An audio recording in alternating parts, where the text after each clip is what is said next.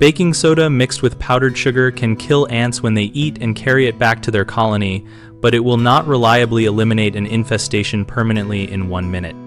To use this method, mix equal amounts of baking soda and powdered sugar until evenly combined, then lightly dust the powder along ant trails, near entry points, and around baseboards where you see activity.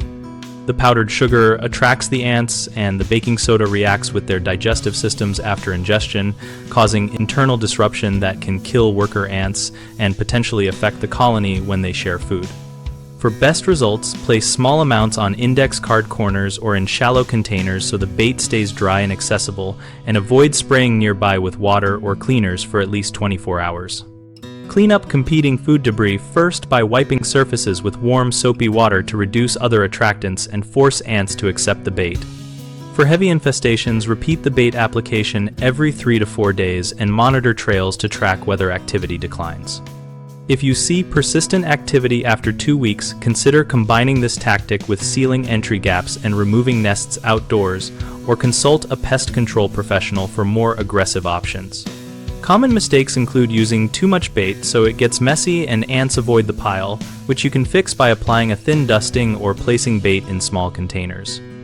Assuming one quick application will permanently stop an infestation when larger colonies require multiple treatments and complementary habitat changes, so plan repeated baiting and sanitation. And using water or spray cleaners nearby, which wash away the bait or repel ants, so wait at least 24 hours before cleaning treated surfaces and keep baits dry.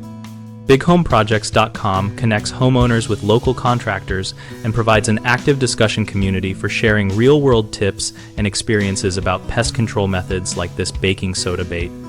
We help contractors find work and homeowners compare approaches while talking through what did or did not work for their houses.